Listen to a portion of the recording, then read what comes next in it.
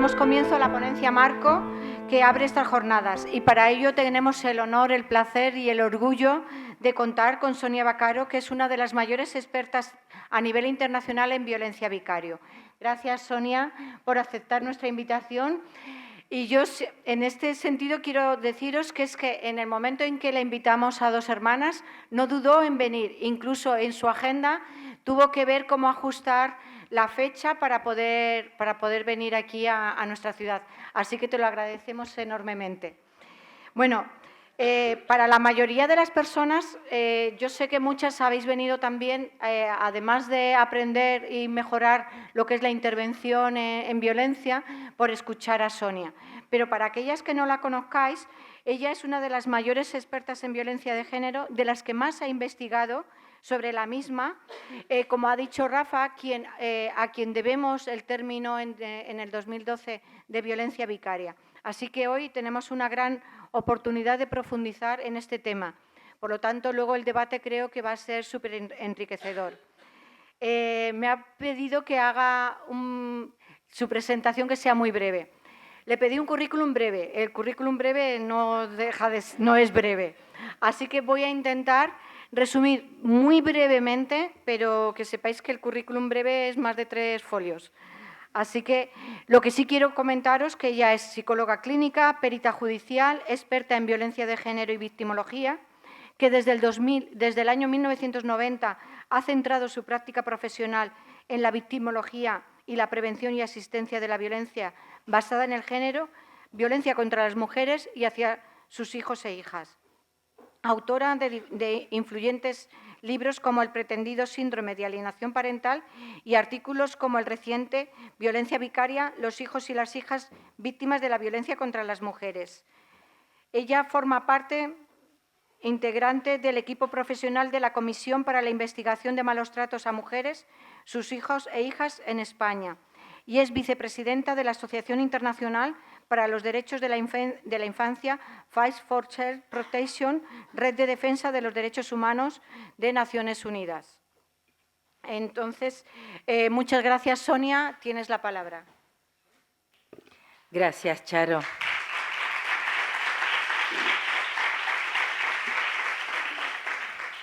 Gracias a todas y a todos aquí presentes. Quiero decir que el honor, el placer y el orgullo es mío de estar hoy en Dos Hermanas. De verdad tenía muchísimas ganas de venir aquí hace muchísimo tiempo. Es cierto también que tuve que cuadrar un viaje a Sudamérica, pero bueno, finalmente aquí estoy y estoy muy feliz y muy emocionada de este auditorio completo, donde además veo muchos hombres, cosa que no es común en la mayoría de las ponencias. Así que gracias. Bueno, estoy también en Andalucía, región emblemática, porque es aquí donde la violencia contra las mujeres inició lamentablemente con un terrible asesinato como fue el de Ana Orantes y donde a partir de aquí comenzó en toda España y yo diría que también en el resto de países donde España tiene una gran influencia como es Latinoamérica o los países hispanoparlantes, el hecho de comenzar a legislar y a emitir normas contra la violencia a las mujeres, para protegerlas. Y es aquí donde también tenemos un caso emblemático de violencia vicaria. Por lo tanto, en Andalucía, por lo tanto, yo espero profundamente que con la misma fuerza puedan surgir las legislaciones y toda la normativa que quienes me precedieron antes dijeron que podemos prevenirla, pero aunque sea minimizar los riesgos. En esa dirección va mi ponencia de hoy y agradezco infinitamente al Ayuntamiento de Dos Hermanas esta invitación y a la Delegación de Igualdad. Bueno, vamos a lo más central que es mi ponencia. Vais a ver, bueno, el problema es que yo me tengo que girar para tener una guía con mis propias diapositivas, pero ustedes se van a fijar en lo que yo diga y no en la pose de mi cuerpo. La violencia vicaria y los efectos sobre las hijas e hijos. La violencia vicaria es violencia machista contra la mujer que se ejerce preferentemente sobre las hijas y los hijos. Voy a hacer un poco de historia antes, como para ubicar qué es la violencia vicaria. El primer modelo estandarizado que comienza a trabajar para tratar a las víctimas, a las mujeres víctimas de violencia en el marco de lo doméstico, como se decía y se dice en Estados Unidos, fue el modelo Duluth. Allá a principios de los años 80, digo, es el primer modelo estandarizado que actualmente se utiliza en 26 países de todo el mundo. Este modelo tuvo una característica importantísima, que fue despatologizar la violencia que se ejercía contra las mujeres, porque hasta ese momento se decía que los hombres estaban locos, que era porque habían tenido un ataque de rabia, que no podían contener, que tenían un trastorno mental, etc. Este modelo toma los principios y los fundamentos del feminismo en ese momento y dice que en el centro de la violencia contra la mujer está el poder y el control. No voy a entrar a hablar del modelo, pero básicamente es lo que decía. Y el riesgo o los riesgos que en ese momento había para las hijas y los hijos eran estos que yo puse aquí. O sea, el daño psicológico, el riesgo de morir si estaban en brazos de la madre cuando la madre recibía la golpiza, o si se interponían para defender a la madre, etcétera. ¿Qué pasa? Como vemos y como ya se mencionó antes, estamos viendo solo la punta del iceberg. En ese momento se hablaba fundamentalmente de violencia contra la mujer, especialmente en la parte de la violencia física. Y en el mismo sentido se hablaba de la violencia contra hijas e hijos. Hasta ese momento también las hijas y los hijos eran considerados espectadores, nada más. Hoy en día, por suerte, ya hemos visto que vivir en un ambiente con violencia convierte automáticamente en víctimas directas también a las hijas y a los hijos. Años más tarde, en el año 2013, este mismo modelo Duluth elabora una nueva rueda, que es como ellos resumen los avances en su teoría, que está en permanente revisión, y dice que existe y que surgen nuevas formas de violencia en el postdivorcio o en el marco en que una mujer comienza a plantear la separación a un hombre violento. Quiero que por favor quede clarísimo que voy a hablar todo el tiempo del binomio gramatical hombre violento, ¿sí?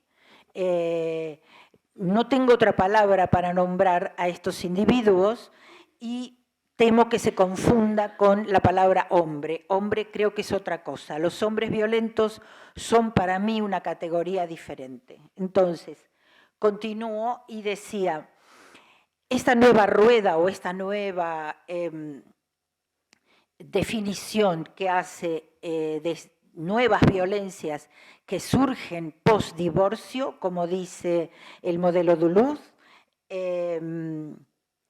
tienen una característica fundamental, que utiliza a las hijas y a los hijos. O sea, con esto, para mí, es lo que corrobora además lo que yo había comenzado a denominar ya en el año 2012 como violencia vicaria. Luego voy a explicar por qué la denominé así. Pero quiero que vean, porque es muy gráfico, la rueda esta, que en la base de toda esa violencia está el sistema y las instituciones, sosteniendo la posibilidad de este tipo de violencia, que no solo ataca a las hijas y a los hijos de diversas formas, como ya se mencionó antes, no necesariamente en su forma extrema, que es el asesinato, sino que además lo puede hacer porque está sostenido por el sistema y las instituciones. ¿Por qué decimos que está sostenido por el sistema y las instituciones?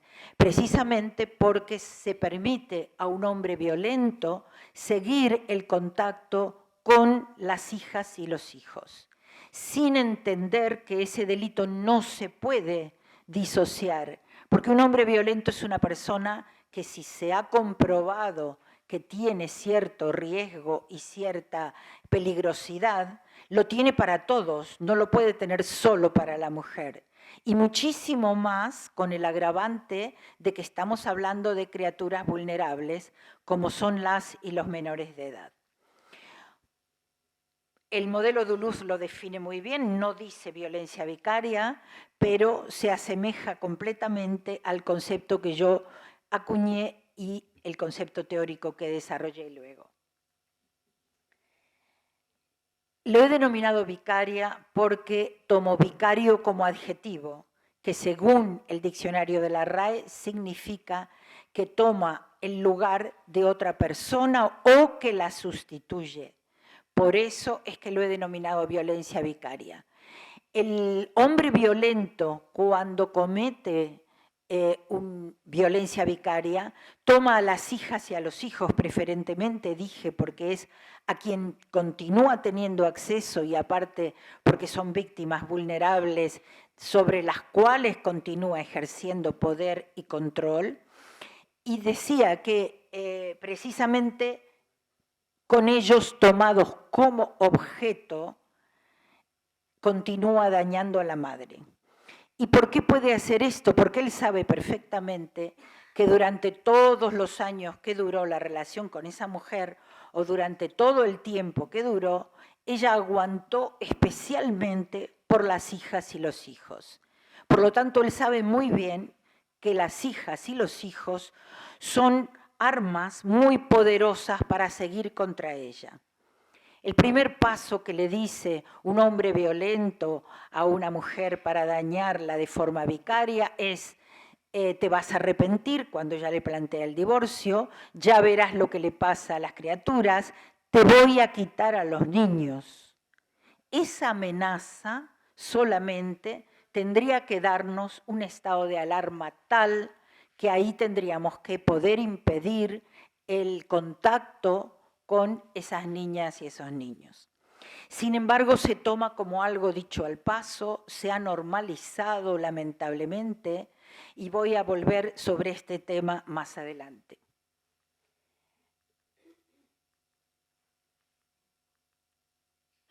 La violencia vicaria, por lo tanto, como dije antes, es violencia machista contra la mujer.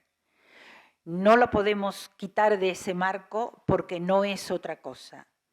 Hace pocos días, cuando sucedió un asesinato a manos de la madre, han querido mezclar el concepto, porque claro, si todo es violencia vicaria, nada es violencia vicaria. Esas son las trampas que hace el patriarcado, mezclando todos los conceptos. Violencia vicaria, cuando hablamos de eso, es violencia machista contra la mujer. Es una forma de violencia de género. De hecho, está incorporado, no como violencia vicaria, pero sí en su descripción, en la modificación que se produjo el año pasado en el punto 4 del artículo 1 de la Ley Integral 1/2004.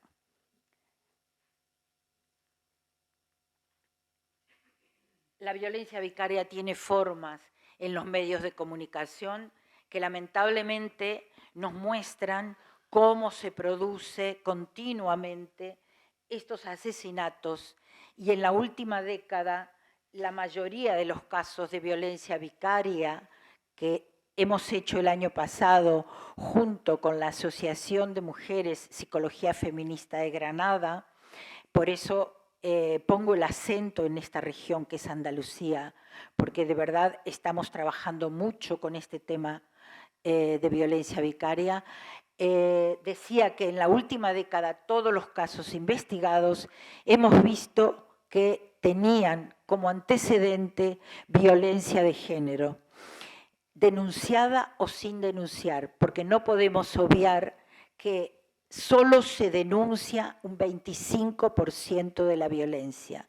Y esto no lo digo yo, lo han dicho todas las estadísticas desde la última macroencuesta que se realiza en España desde el Ministerio de Igualdad. En el año 2019 se terminó la segunda, se realiza cada 5 años, y el Consejo General del Poder Judicial y la Fiscalía General especializada en violencia de género. Estos 3 organismos que hacen estadísticas fiables han dicho que solo se denuncia en violencia de género entre un 20 y un 25% de los casos. Por lo tanto, tenemos que saber que lejos de lo que se quiere imponer desde el patriarcado de las famosas falsas denuncias, al contrario, estamos frente a un delito que es casi invisible. La 4ª parte de los casos solamente denunciados nos hablan que hay una cifra oculta importantísima. Por lo tanto, tenemos que saber que por cada mujer que conocemos que nos viene a decir que está sufriendo violencia en su pareja, tenemos 3 más que no lo están pudiendo confesar. Y esto es importante que lo tengamos siempre presente, especialmente cuando dudamos si lo que me está diciendo es verdad o no. Sinceramente, créanme, es un trabajo y un esfuerzo grandísimo el que hace una mujer maltratada para salir y poner en palabras frente a alguien, y muchísimo más en la justicia, que está siendo maltratada. Hemos conocido casos emblemáticos como este que sucedió en Tenerife, y quiero contarlo porque especialmente este caso es un caso que marca un hito, porque se ha realizado la instrucción de forma tal que cuando la jueza comprobó que todo lo que había hecho este individuo para hacer desaparecer a sus hijas iba en dirección exclusiva a sumir a la madre en una búsqueda constante, porque él tiró los cuerpos a un cementerio de barcos en un sitio puntual donde es imposible encontrar absolutamente nada. No obstante, por suerte, entre comillas, entiendan lo que quiero decir, por favor, se rescató el cuerpo de una de ellas y así se pudo prever lo que había sucedido.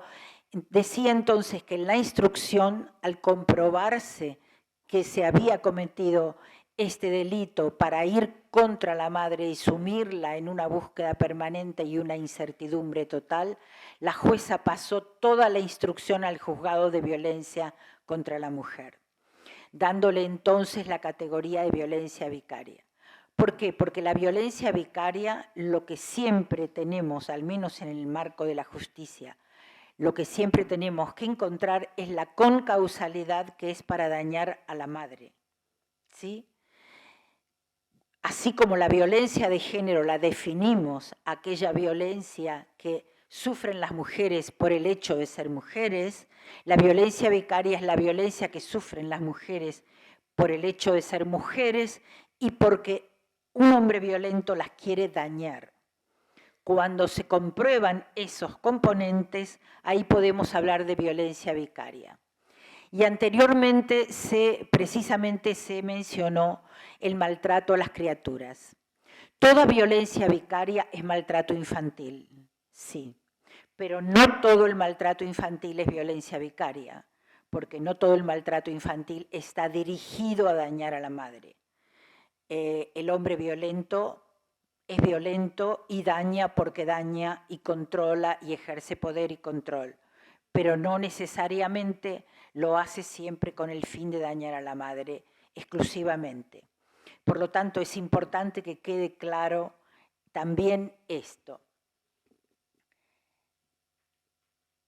Decía que el 31 de diciembre del año pasado terminamos el primer estudio de casos que se realiza en toda España con referencia a la violencia vicaria extrema. Analizamos en ese marco 400 casos de asesinato de criaturas, precisamente analizando uno por uno a ver cuál de verdad correspondía a esos dos elementos que señalé antes, que tenían que ver con la violencia de género, para enmarcarlo en ese sitio, y con la intención de dañar a la mujer.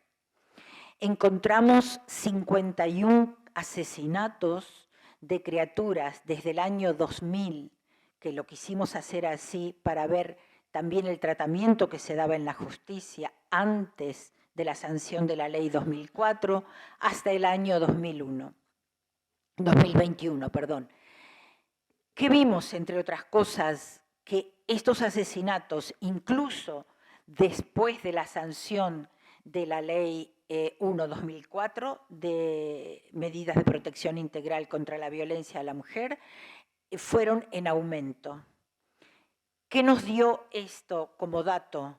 Que a medida que se fue protegiendo a la mujer con leyes, con normativas, con medidas de protección, lamentablemente las criaturas quedaban desprotegidas.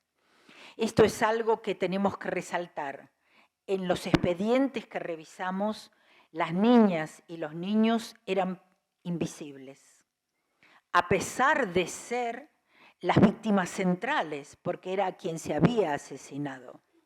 Porque recuerdo que este es un estudio que estaba dirigido a ver el tratamiento y lo que había sucedido con violencia vicaria extrema, o sea, con resultado de asesinato o desaparición de las criaturas. E insisto con este dato, todas las medidas de protección cuando la mujer denunciaba fueron directamente a protegerla a ella y nada más. No se tomó ninguna medida de protección con las criaturas. Y esto es un dato que tal vez nos tenga que llevar a pensar un concepto que me parece muy importante, que es el binomio madre protectora, hijas e hijos. Y que no podemos soslayar porque es algo que en la violencia de género tenemos que tener en cuenta, que ser madre de hijas e hijos menores de edad con un hombre violento es un factor de vulnerabilidad agregado. ¿Por qué? Porque le deja a este individuo el poder sobre las hijas y los hijos que la justicia todavía, a pesar que ahora la ley lo permite, le cuesta muchísimo impedir el contacto. Por lo tanto, el binomio madre protectora, hijas e hijos, tenemos que saber que lo tenemos que proteger. No podemos ver a la mujer por un lado y a las hijas e hijos por el otro. La madre protectora precisamente surge como figura, además porque en todo ambiente bélico, y digo bélico en el sentido extenso de la palabra, los vínculos de protección se estrechan. Y lo que he visto lamentablemente, incluso entre colegas de profesión y en la mayoría de las instituciones, es que ese vínculo se patologiza. Y lamentablemente patologizando a través de nombrarlo como vínculo simbiótico, sobreprotección, y otros tipos de denominaciones, porque cada día me asombro más porque no sé de dónde salen ciertos neologismos, se pretende patologizar ese vínculo y lamentablemente cuando se lo rompe, incluso a veces cuando se separa de forma forzada a esa madre de esas criaturas, no se ve que se está dejando hipervulnerable a esa niña y a ese niño. ¿Qué quiero decir con esto? Que lamentablemente se lo está dejando expuesto al maltrato y a la violencia de un hombre violento, que no le va a costar absolutamente nada tomarlo como objeto y seguir utilizándolo contra la madre. Porque para un hombre violento el tema tiene que ver con una lucha de poder y de control, como mostré antes. Ni más ni menos. Para él la partida continúa siempre para ver cuánto puede ganar y nada más. Continúo entonces porque el día que presentamos ese estudio, precisamente fue en abril de este año, en Sueca, en Valencia, se cometió el último asesinato de violencia vicaria en España, que fue el de un niño de 12 años, justo el día de su cumpleaños. Estaba pasando el cumpleaños con su padre. Me cuesta decir padre porque padre es otra cosa, pero este individuo que está aquí es el que precisamente luego confesó, ahí dice la excusa de parricida, si hubiera vuelto a mi lado esto no habría pasado. Quiero señalar que el hecho de que yo haya acuñado el término violencia vicaria y que yo atribuya precisamente el hecho de que lo hacen para dañar a la madre, insisto, no tiene que ver con un capricho mío. Todos estos asesinos dijeron que era para dañar a la madre. Por lo tanto, tenemos que saber que lo han confesado ellos mismos. Es verdad, como también se mencionó antes, que no siempre es la violencia vicaria en el caso extremo. Y es verdad que a la única víctima que parece que se la cree es a la víctima que está muerta. Por lo tanto, yo parto de la punta del iceberg, que es el asesinato, pero tenemos que saber que la violencia vicaria está en el día a día gracias de un hombre violento. Continúo porque me han dicho ya 5 minutos y quiero decir algunos datos. A ver si de este lado, no, que voy a ver a esta distancia. Estos datos me parecen interesantes porque quiero señalar algo. La mayoría de los casos, el asesino era un hombre entre 30 y 50 años. Por lo tanto, nada atribuible a inmadurez, entre comillas, por supuesto, o a periodo evolutivo de crecimiento, ni nada que se le parezca. Se supone que un hombre entre 30 y 50 años ya tiene constituida su identidad y está afianzado en lo que es y va a seguir siendo, lamentablemente. Es el perfil, si podemos hablar de perfil, del asesino. Estaban todos en un divorcio litigioso que no aceptaban, por supuesto. Todos habían amenazado diciendo ya verás lo que te pasa y no tenían patología psíquica. Hay solo 2 casos, vimos, que yo creo que se consideró como atenuante y fue una excusa, pero no había patología psíquica. Pertenecían a todas las clases sociales, pertenecían a todos los niveles educativos y hay algo importante, que por qué mi afirmación de los hijos tomados como objeto. El tipo de asesinato que se comete es un asesinato con arma blanca en general o con armas sangrantes o punzantes. La mayoría, incluso, bueno, el caso Bretón, que fue puso a las criaturas en una pira ardiendo, etcétera. Con esto lo que señala, según la criminología, es que no hay empatía con la persona a la que se asesina. De lo contrario, no se puede apuñalar ni generar tanto sangramiento, digamos, o como se diga, en la escena, ¿no? Quienes trabajan en esto saben a qué me refiero. Eso es lo que nos da la pauta, que estamos frente a un individuo que asesina objetos. O sea que no le importa absolutamente nada. Estamos hablando de individuos que utilizaron hachas, sierras radiales, puñales, etcétera, etcétera. El 74% de ellos tenía antecedentes por violencia identificables. Esto quiere decir que no necesariamente estaba denunciado, pero sí identificables a través de la lectura del expediente. Se veía que, considerada o no, había habido violencia contra la mujer. solo había denunciado una vez más, se corrobora el 24% de los casos. Esto es muy difícil, a ver. Solo en el 10% de los casos se dio la alerta a las autoridades frente a la amenaza de estos individuos de dañar a los hijos, ¿sí? Ninguna medida de protección, como dije antes, se tomó frente a ellos. Hay una investigación en Reino Unido, también del año 2013, que llegó a conclusiones muy similares a las que llegamos nosotros en este estudio del año 2021. Ellos le llamaron a este estudio asesinos de familia, a pesar de que reconocieron que la familia para estos asesinos estaba muy unido a su masculinidad. A raíz de esta investigación, en Reino Unido se cambió la tendencia de dar siempre visitas a los padres, aun cuando hubiese sospecha y no hubiese denuncia de violencia contra la mujer.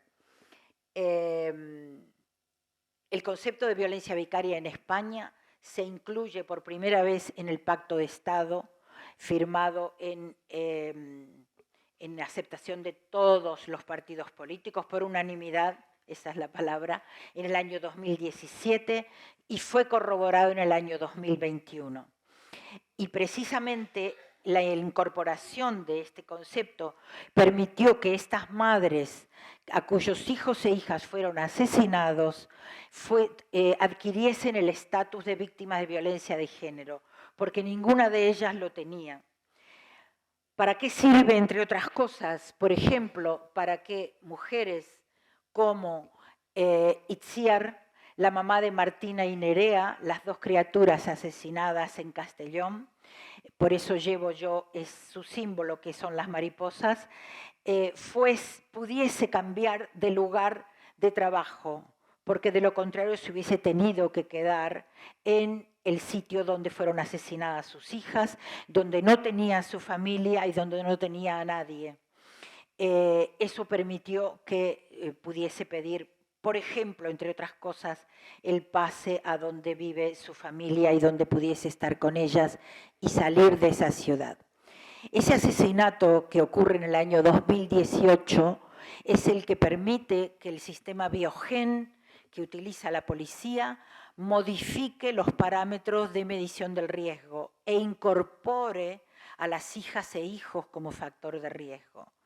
O sea que a partir recién del 2018, el sistema Biogen, y la policía que está aquí presente puede dar fe de lo que estoy diciendo, incorpora recién a las criaturas. Hasta ese momento, de ahí mi afirmación de que las criaturas eran invisibles y todavía tenemos que trabajar mucho para darle voz y ponerlas en el centro a ellas también, precisamente dentro del binomio mujer maltratada, hijas e hijos menores de edad,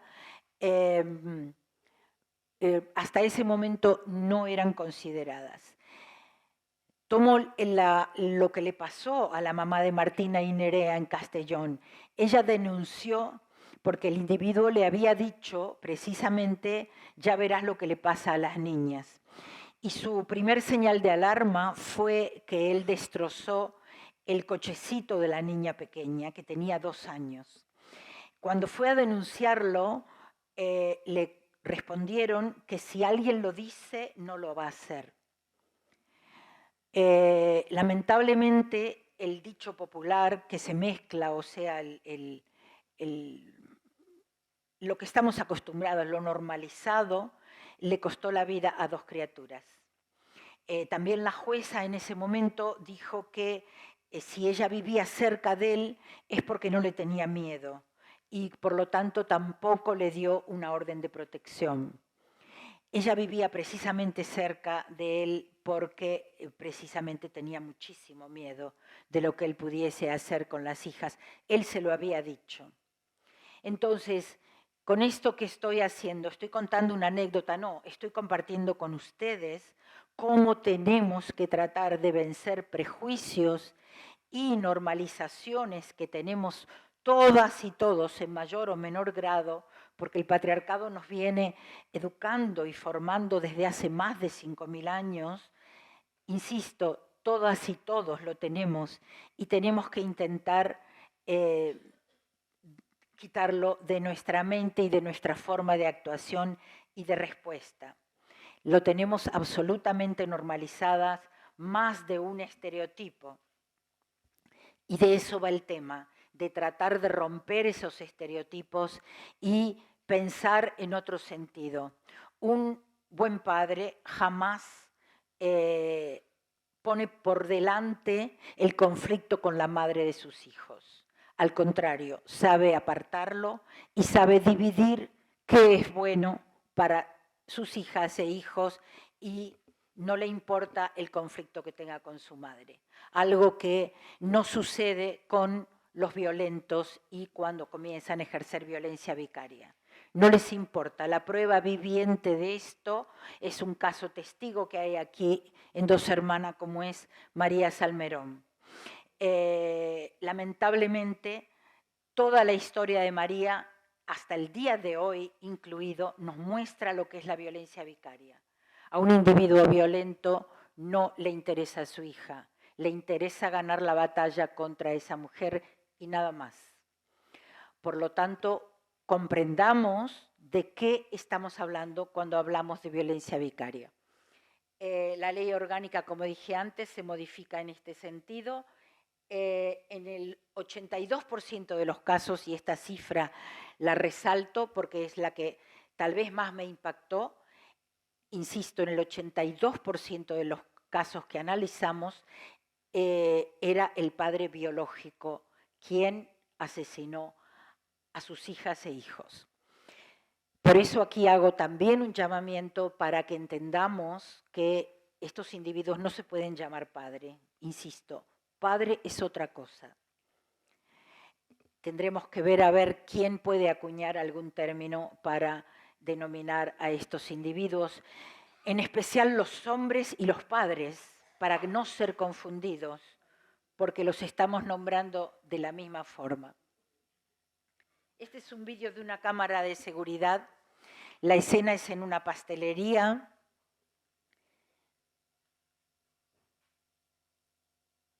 Es en Francia. Van a entrar una niña y un niño acompañados de su padre. Ellos vienen de comer del McDonald's, donde le han regalado globos, donde los llevó su padre también, por supuesto. Y les va a comprar dulces, porque los niños dijeron que querían dulces. Los eligen.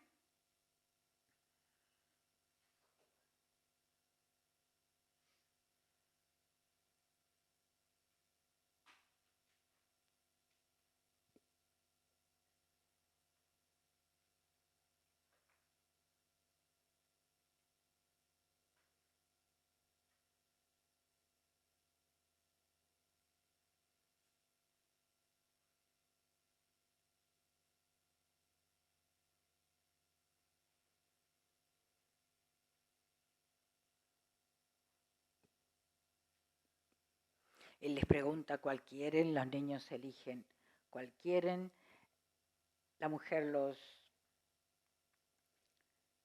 selecciona, va a comprar también una barra de pan, porque va a ser la cena, está a cargo de ellos el fin de semana.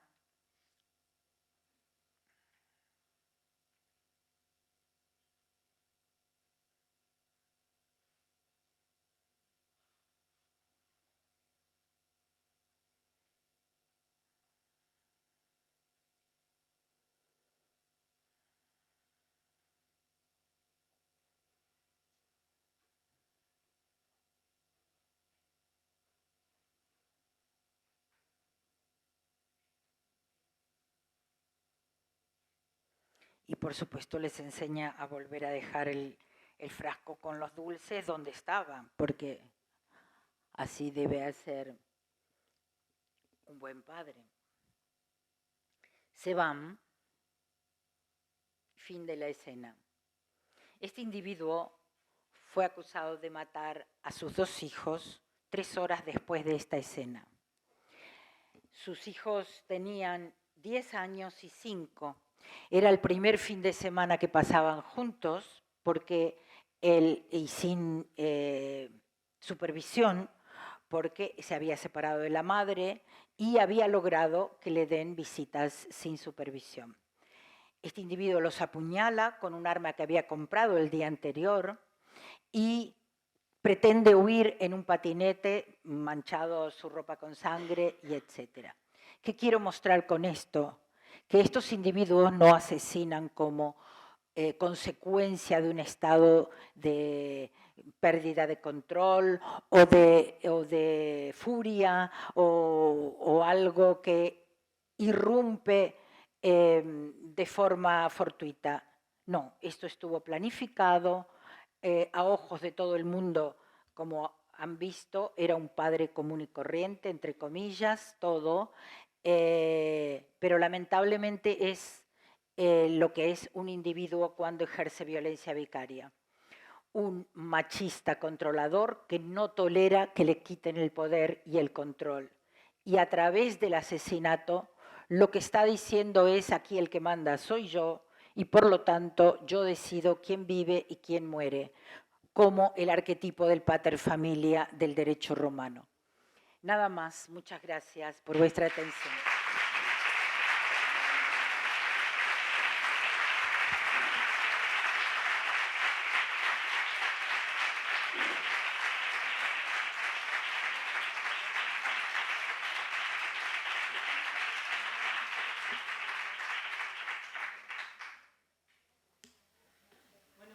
Muchísimas gracias, Sonia. La clase magistral ha sido impresionante y bueno, el vídeo final es durísimo, que era lo que comentaba nuestro delegado al principio, porque estas jornadas versan sobre un tema muy duro.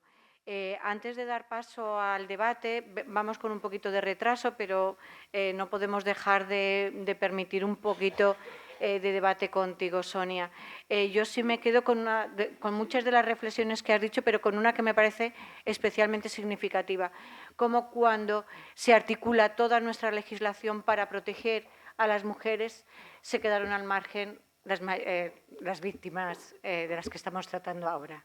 Uy, hija, ya lo siento, de verdad. Oh. Joder, perdón. Bueno, vamos a pasar al debate. Hola, buenos días, Sonia. Mi nombre es Paula y represento a la Asociación Libres de Violencia Vicaria. Contamos con nuestra querida Iciar entre nosotras. Somos jovencitas, pero somos todas víctimas y sabemos que tenemos un largo camino por delante.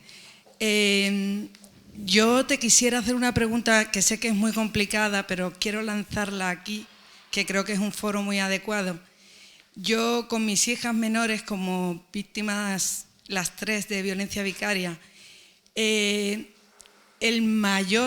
la mayor dificultad que me he encontrado a lo largo de mis 4 años de litigio es precisamente la violencia institucional. Seguro que aquí también más de una persona sabe de qué estoy hablando. Y ante eso, ¿qué podemos hacer, Sonia? A mí, por ejemplo, yo tuve que rechazar una orden de protección porque no incluían a mis hijas. Y las agredidas éramos las tres, con una prueba gráfica, un vídeo donde se le veía agrediéndonos. Pero la protección era solo para mí. Entonces, es que no quiero contar mi historia porque yo tengo 4 agresiones probadas y acreditadas por un tribunal, pero el juez considera que no son delito porque no había intención de hacer daño. ¿Qué podemos hacer ante esas situaciones? ¿Qué se puede hacer ante la violencia institucional? Gracias. Bueno, gracias a ti por tu pregunta. A ver, yo vuelvo a la diapositiva mía, creo que es la número 3, que el modelo Duluth lo pone muy claro, que la violencia vicaria no podría existir si no tuviese el soporte de la violencia institucional. ¿Por qué? Porque habrían barreras muy fuertes por ejemplo, con la no disociación de este delito con respecto a las criaturas. Yo creo que la última legislación ha puesto un poco más en sintonía la protección de niñas y niños.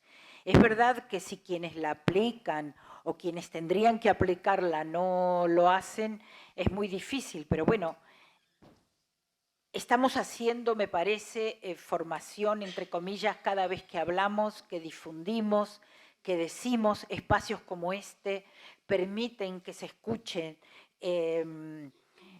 muchos de nuestras reflexiones y estudios, y yo creo que, como dije antes, el patriarcado tiene más de 5.000 años. Nos ha educado a todas y a todos, o sea, nadie está libre de haber sido educado en el patriarcado. E insisto, con esto no quiero justificar nada, solo estoy intentando explicitar una hipótesis. Yo creo que mucha gente cambia su pensamiento y su actitud a medida que va conociendo más acerca de los temas. De hecho, hoy en día todo el mundo ve, por ejemplo, hasta publicidades de hace 20 años y dice, esto es horroroso, no se podría pasar hoy, pero no solo publicidades, canciones, películas, porque hoy eso es inadmisible. Eso nos da la pauta de que hubo un cambio importantísimo en un imaginario colectivo que todavía necesita continuar. Claro que sí, 5.000 años son muchos años que tenemos que seguir, y yo creo que incluso en las instituciones, en la justicia, que es la institución por excelencia, porque genera imaginario colectivo, ya se habla y se aplica la justicia con perspectiva de género. Por lo tanto, yo entiendo que para una criatura, y especialmente para una madre protectora, un mes o un año es toda una vida y es un nuevo cambio de etapa evolutiva. Pero estamos hablando de cambiar el imaginario colectivo y no es fácil. Incluso el patriarcado continúa trabajando, no es que se ha detenido. Por lo tanto, hacemos una de cal y otra de arena, pero yo creo que poco a poco vamos a lograr que se entienda desde todos los ámbitos y cada uno en su metro cuadrado de poder puede hacer cambios importantes. Pero el cambio fundamental empieza por cada uno siempre. Con respecto a las criaturas, yo quiero insistir en esto. No podemos tratar la violencia contra la mujer por un lado y a las hijas e hijos menores de edad por el otro. Por favor, tenemos que entender que toda mujer maltratada, con mayor o menor eficiencia o eficacia, porque tiene también una historia de victimización detrás de muchos años, retomo, toda mujer maltratada es una madre protectora de sus hijas y sus hijos. Por lo tanto, no podemos dividir ese binomio, no lo podemos trabajar al estilo común de madre por un lado, hijas e hijos por el otro. Incluso yo a los servicios de asistencia les diría que trabajen el vínculo, que no se puede disociar tampoco, porque de lo contrario vamos a continuar victimizando o a la mujer o a las criaturas, haciendo de cuenta que no les pasa nada. Es verdad que el arquetipo, como terminé diciendo, el arquetipo del paterfamilia, que nos viene del derecho romano, tiene 2.500 años y son algunos años también.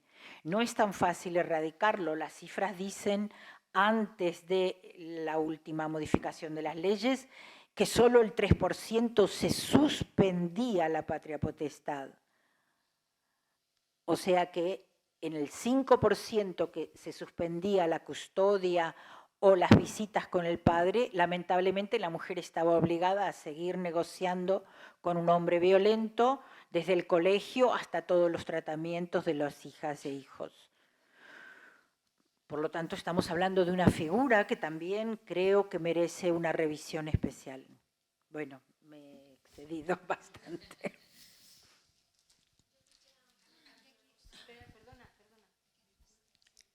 ¿Se oye? Sí.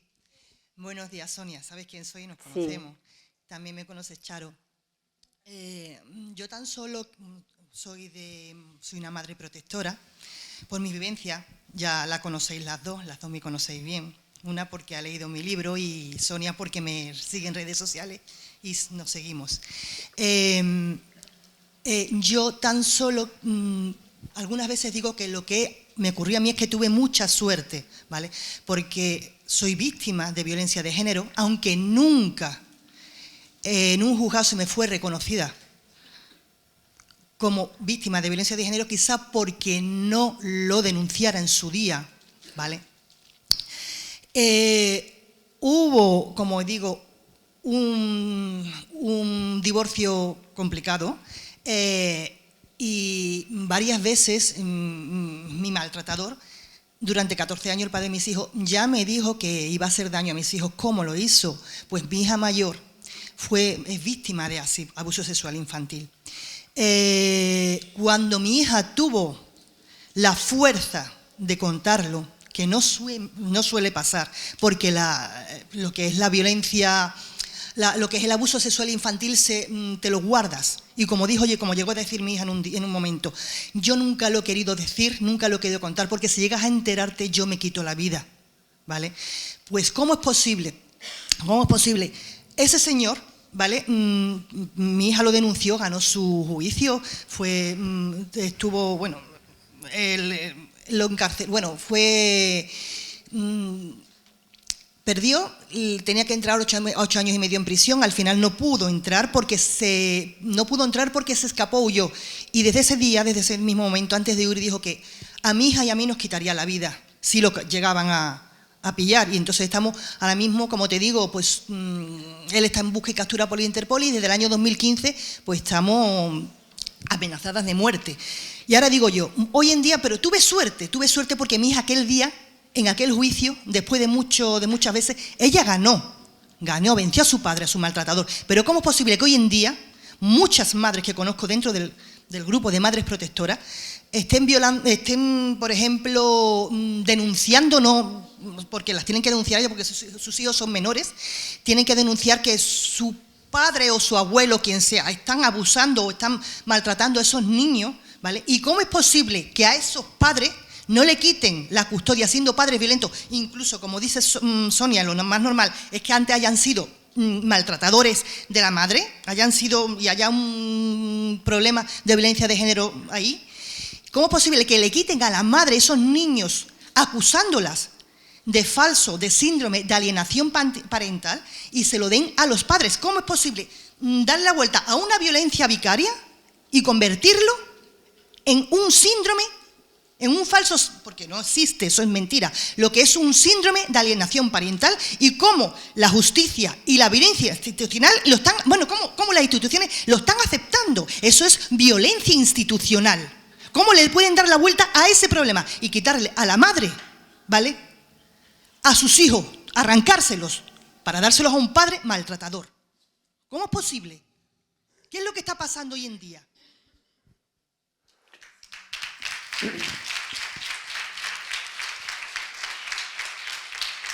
Gracias por tu testimonio, Yolanda. A ver, solo 2 cosas. Primero, el abuso sexual o el incestuoso paternofilial no es violencia vicaria. Ningún individuo se transforma en pedófilo para dañar a la madre. Eso es un delito aparte. Luego, que en el entorno haga cosas de violencia vicaria para dañarla es otra cosa.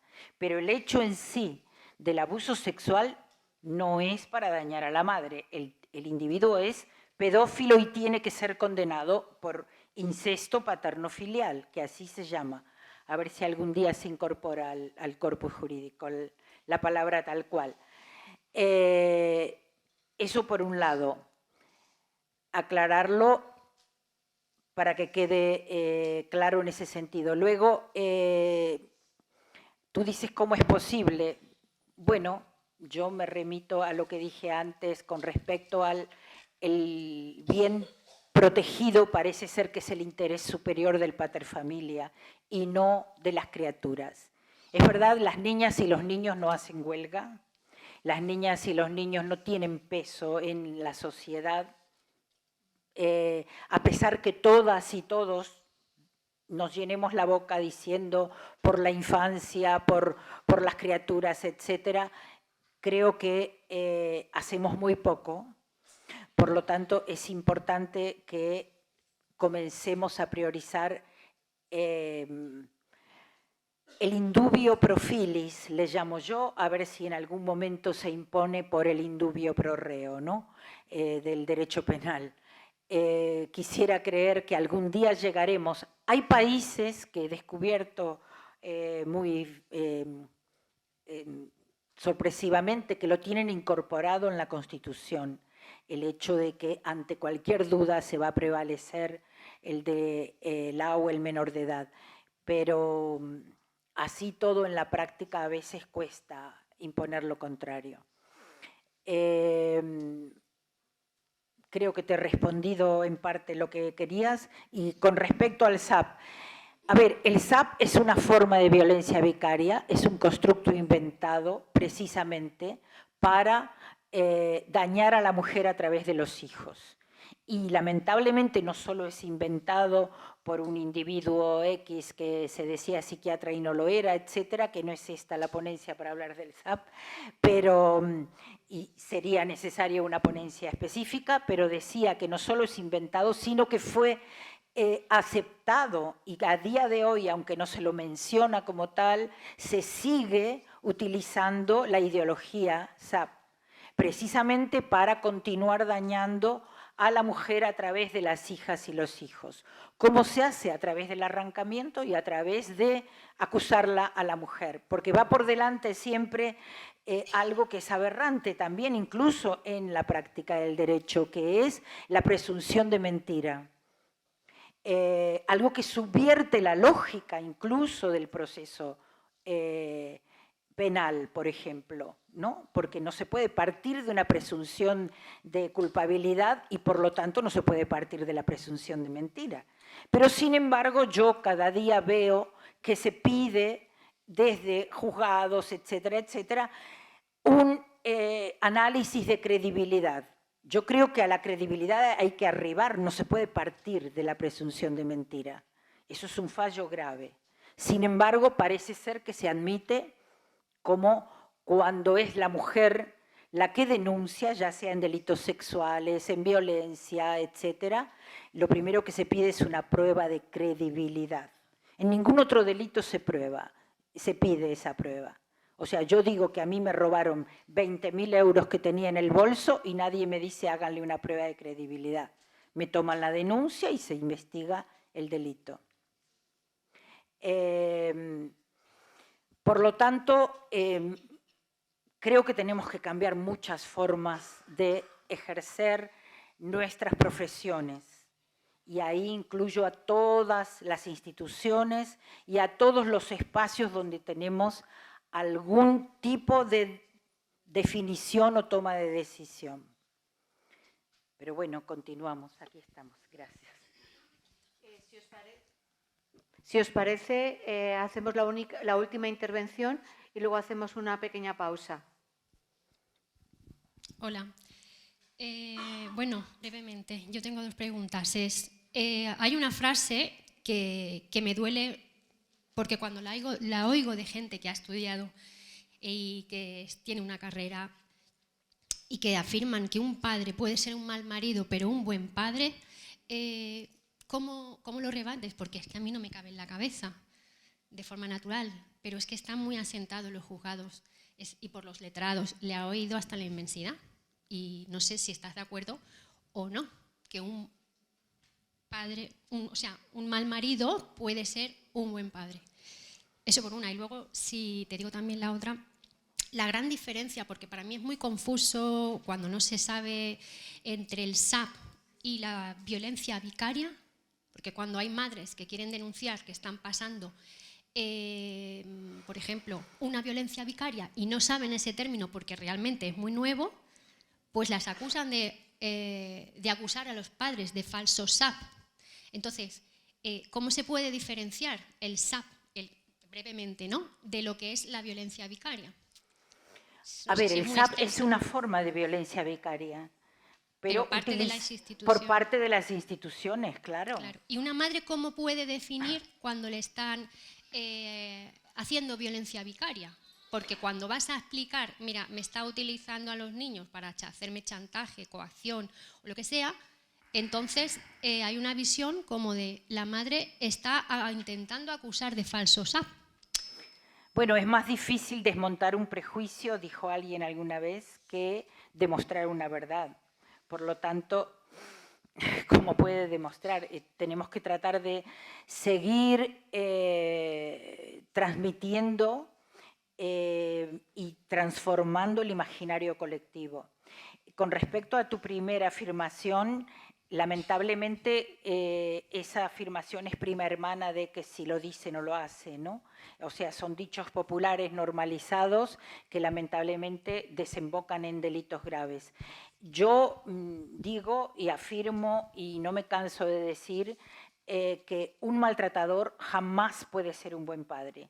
Incluso a veces, lamentablemente me lo dicen muchas mujeres, pero ellas dicen, bueno, pero él es buen padre. Yo creo que contagiadas por el entorno, porque en cuanto se comienza a ver un poco lo que hay debajo, ella comienza a identificar que tan buen padre no es. O sea, este señor que vimos en la cámara de seguridad parecía un excelente padre, hasta trataba de educar a los niños dónde devolver el frasco que habían sacado, compraba la barra de pan porque iban a hacer les iba a cocinar a la noche, etcétera, etcétera. Parecía muy pacífico y muy tranquilo, los llevaba, esperaba, respetaba los tiempos de las criaturas, etcétera, etcétera. Pero es que eso no es ser buen padre. Buen padre es un individuo que de verdad, entre otras cosas, como dije antes, aparca cualquier conflicto que pueda tener con su exmujer y prevalece el bienestar de sus hijas e hijos. Un buen padre, por ejemplo, protege, un buen padre se posterga por sus hijas e hijos, se incomoda por sus hijas e hijos, los antepone siempre a sus preferencias. Todo eso lo vemos enseguida cuando un individuo es maltratador, que no sucede nunca.